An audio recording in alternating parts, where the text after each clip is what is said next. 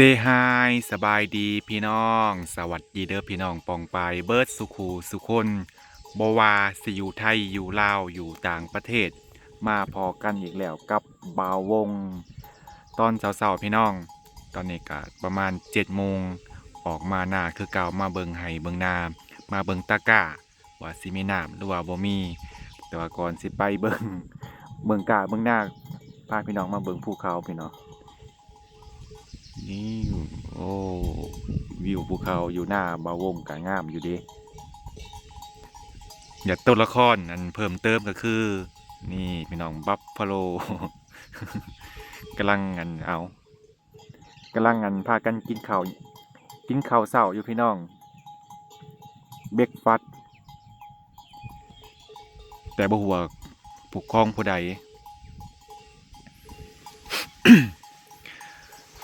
แห้งพี่น้อง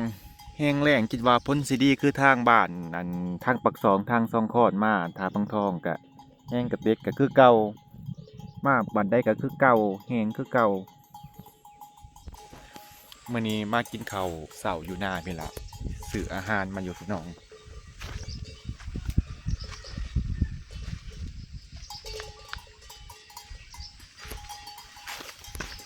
ซื้ออาหารมาแต่บ้านซื้อตับตับไก่หรือว่าตับเป็ดแล้วก็มีมักทั่วสิมาตักกินอยู่หน้าน้ำเต็มไหเต็มคันเลยจินตนาการเอาเนาะพี่น้องคิดว่าให้น้ำเต็มไหเต็มคัน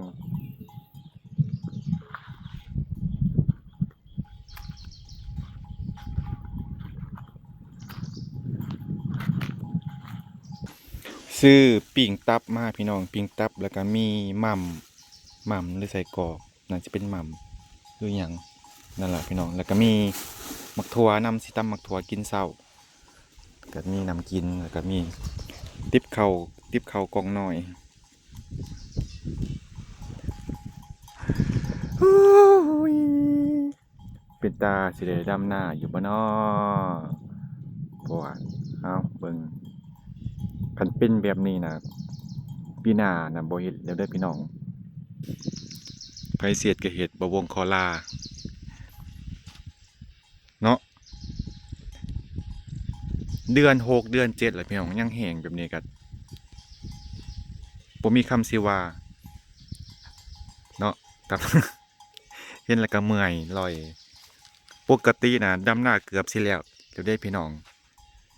อันนี้บ่ทันได้ปักพ่อกกเฮ้ยเมื่อยใจอยากไปอยู่วัดคันอยู่บ้านผัดเขาจะเปิดเพลงแบบเปิดดังขนาดเปิดแบบบ่เกรงใจผู้ใดเฮ้ยอยู่ใส่กระเพาะปานนั้นก็เลยออกมาปบอยู่หน้าผัดมาพอดินนั่นแห้งนี่สังเกตไทยจนบ่เข้าพี่น้องไทยขุนหน้าจนบ่เข้าจักแห้งสันได้แล้วกากัดพอดำเลยเด้แต่ว่ามันกัดบ่มีหนามดำ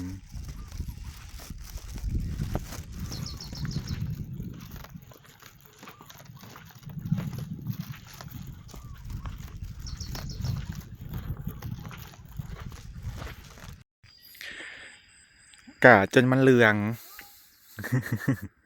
พวกกับตังโพดน้ำกับบ่มีผลกับบ่ตกพี่น้องขาวจุนพูนเลยขาวนั่นบ่เป็นขาวน้ำได้พี่น้องขาวดินแห้งปาดกับบ่คิดว่าสิแห้งปานนี้เด้พวกกาจนแดงพัดแต่เกิดมาก็เคยเห็นปีนี่แหละพี่น้องไทยหลุดกับบ่นั่นเหลวซ้ำต้องใส่น้องมาไทยหน้ากับบริไลดอกไทย2-3 วันก็แล้วพี่น้อง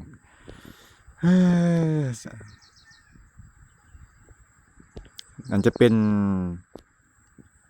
นาบาวมาวงเองพี่น้องเพิ่นไปออกมาไทยนาเมียเพิ่นบ่ทันได้ออกมาติ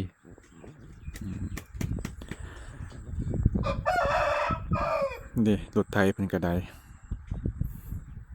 เพิ่นมีลูกนํกันอยู่3 คนพี่น้องลูกชายกกน่ะไปเฮ็ดงานอยู่ในบ้านนี่ล่ะเฮ็ดงานโรงเรือยเฮ็ดงานเฟอร์นิเจอร์ลูกสาวกลางก็ไปเฮ็ดงานอยู่ประเทศไทยส่วนลูกสาวหลาก็เปิดร้านขายเครื่องอยู่ตลาดนี่พี่น้องเปิดร้านขายเสื้อผ้าที่บ่าวงเคยแวะดุๆนั่นล่ะเห็นแล้วก็ท้อใจนะจ๊ะ สบายดีพี่น้องมากินข้าวเสาร์นำบะวงเด้อนี่ตำมักทั่วแล้วก็ปิ่งหยังปิ่งตับแล้วก็มีอั่วหรือว่าหม่ำหรือว่าหยังเนาะบ่จักชื่อเพิ่นแต่ว่ากระแซ่บเด้โอ้ยบะวงตะย่านมันปองหนีบมันก้นนี่เนาะโอ้ยผมจังปองจังแปลงอยู่บ่ยอมแปลงอืมเตียงเพิ่นก็ได้เป็นหูจองปองจังแปลงมากินข้าวสารนำกันพี่น้องกินตำบักทั่ว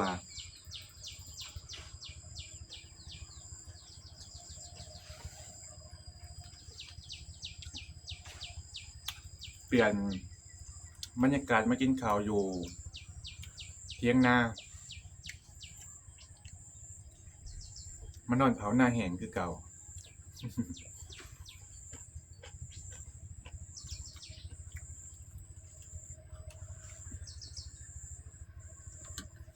ฝนบ่ตกเลยจ้าตกลงมาแห้งๆนี่เป็นได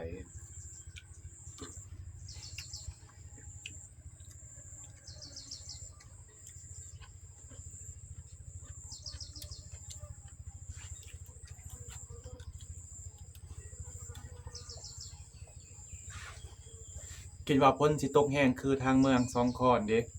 เพิ่นมาเพิ่นแห้งขาวจุนพูนอยู่เออแนวนี้ก็มี แต่ว่าเขตบางบ้านก็ดำแล้วก็มีพี่น้องนานะเขาเจ้าก็เอาน้ำมาจากหนองจากพายนั่นล่ะพี่น้องอยู่ยามดำ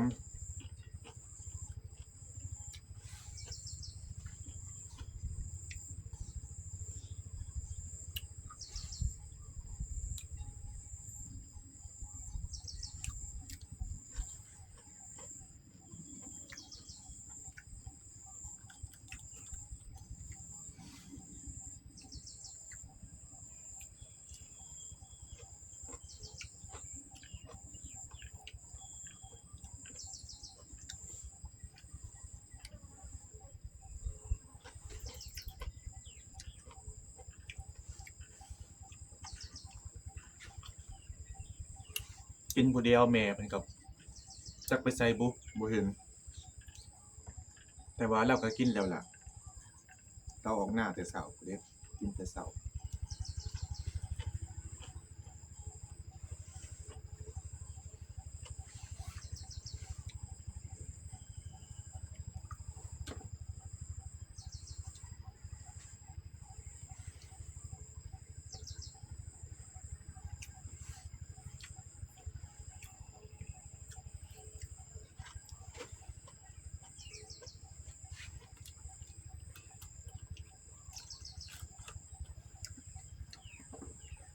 ตำบักถั่วใส่กับผักอีตูบ้านบ่วงนิยมตำใส่ผักอีตูเด้แต่ว่าเขตอื่นก็บ่ฮู้ว่าตำคือบ้านบ่วงหรือบ่แต่ว่าบ้านบ่วงมักตำใส่ผักอีตูมันของคู่กันแถวสารวัตรแถวถาดเมืองทองแถว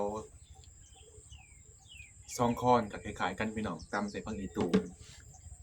หรือว่าผักนางตู่หรือว่าอยู่ไทยเอิ้นว่าใบแมงลัก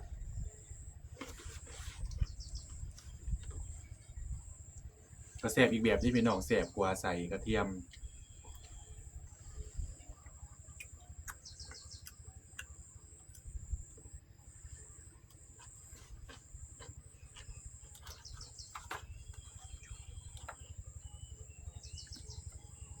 อยู่บ้านถ่ายคลิปบ่ได้พี่น้องมัน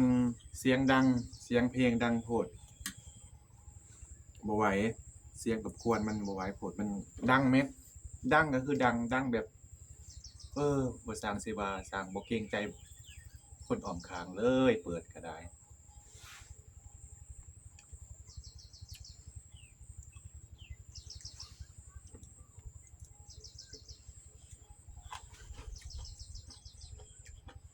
ก็เลยปบมา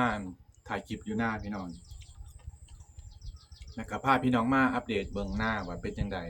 มีหนามบ่พอสิเป็นตาได้ดำหน้าอยู่บ่ปีนี้ก็คือพี่น้องเห็นนั่นล่ะ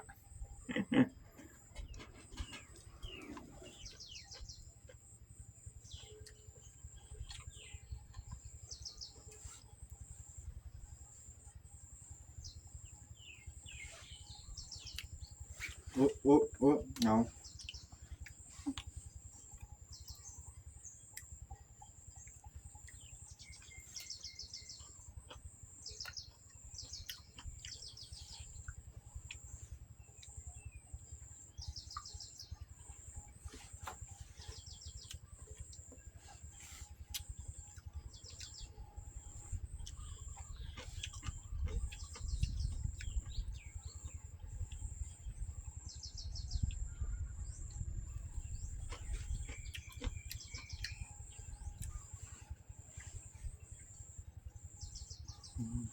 อืม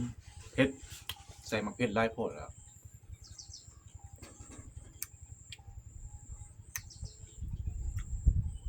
กินข้าวผู้เดียวก็จักเป็นจังใดบ่ฮู้แบบบ่แซ่บเอาง่ายๆซะเนาะเวลากินข้าวต้องกินหลายคนเด้พี่น้องจังแซ่บกินผู้เดียวแบบนี้ก็โอ้กินมะยอมมะแยมแล้วก็พอหาความแซ่บบ่มีเลย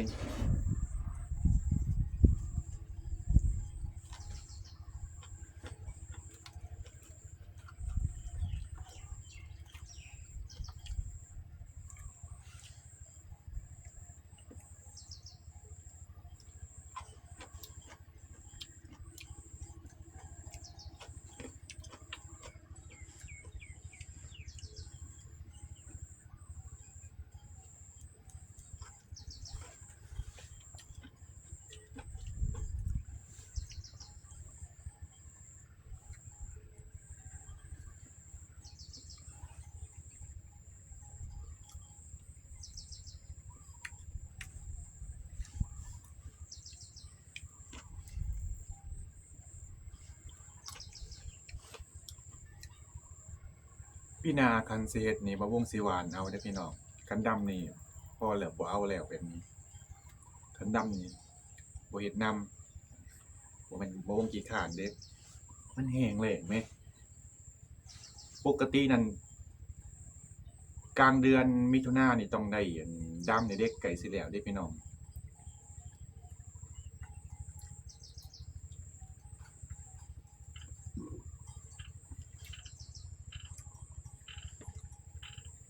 เพราะว่าแถวบ้านวงก็เขาเจ้าก็เปลี่ยนเป็นหน้าหวานหลายแล้วเด้ส่วนน้อยสิเฮ็ดหน้าดำ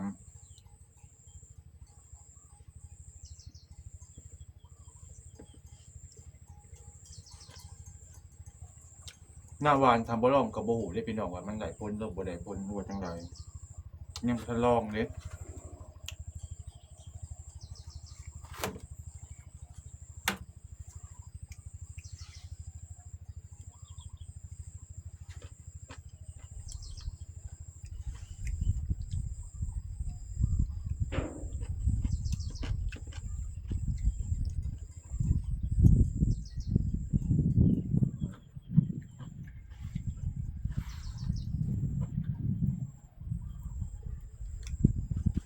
เดี๋ยวปีหน้าสิลองเบิ่งพี่น้องหวานว่าสิได้ผลหรือบ่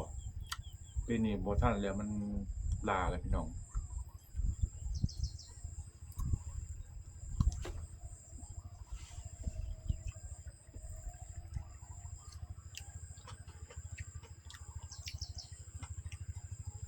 แต่ว่าคันสิหวานก็ต้องเฮ็ดหัวเด้เพราะว่างัวควายอยู่บ้านบ่วงเขาเจ้าบ่ได้เลี้ยงเด้พี่น้องเขาเจ้าปล่อยปลาเลยเด้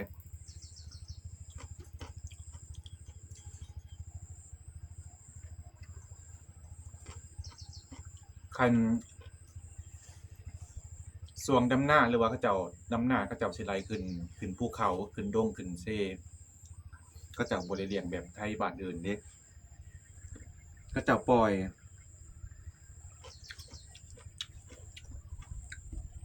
ก็เจ้าสิไล่ขึ้นดง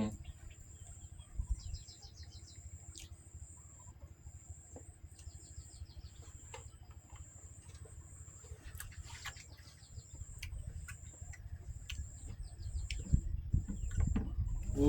แมงวันก็จังมาแต่ไสเนาะอืม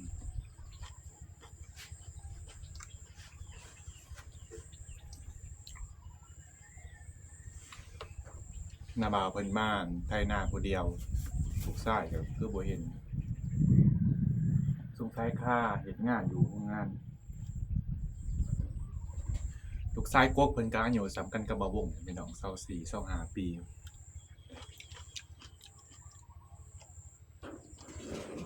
ลูกสาวกลางก็ประมาณ20หรือ19นี่ล่ะ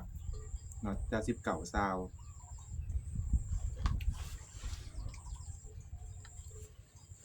ส่วนลูกสาวหล้าเพิ่นก็ประมาณ14 15เพิ่นมีลูก3คน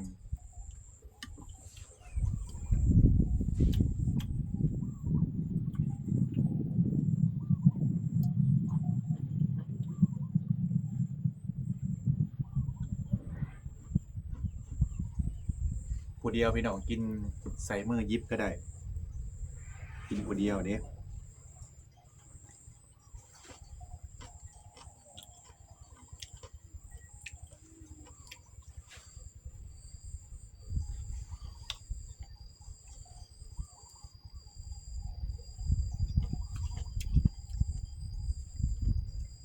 แซ่บอยู่พี่น้อง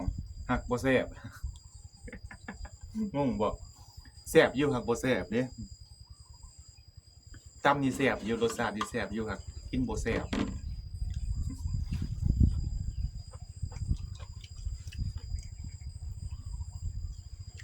อืมครับหักบ่แซ่บครับอืม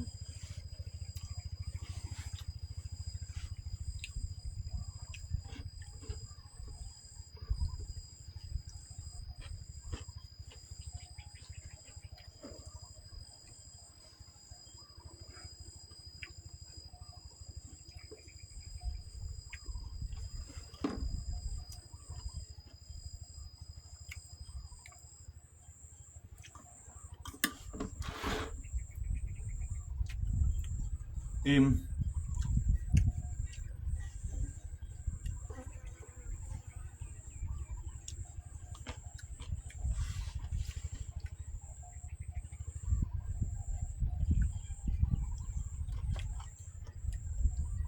อบ่วงไป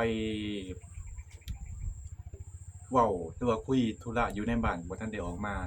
แต่บ่ฮู้ว่าเพิ่นสิออกมาหน้าตรงนี้หรือบ่หรือสิไปหน้าทงปลูกมันนั้นบ่แน่ใจเด้แต่ว่าเพิ่นยังคาเว้าเวียกอยู่พี่น้องพอบ่วงเป็นอดีตนายบ้านเก่าหรือว่าอดีตพ่อบ้านเก่าเด้พี่น้องเป็นพ่อบ้านมาอยู่7ปีเพิ่นเป็นคนมักเว้ามักปากอยู่เคยเป็นเคยเป็นนายบ้านหรือว่าพ่อบ้านมันก็โอเคพี่น้องบ่าวงก็สิได้จบคลิปไว้เพียงเท่านี้สุดท้ายนี้บ่าวงก็ขอขอบคุณ FC หลายๆที่เข้ามาติดตามคอมเมนต์กดไลค์กดแชร์เป็นกำลังใจให้บ่าววงเดี๋ยวพอกันใหม่ EP หน้าพี่น้องสบายดีบ๊ายบาย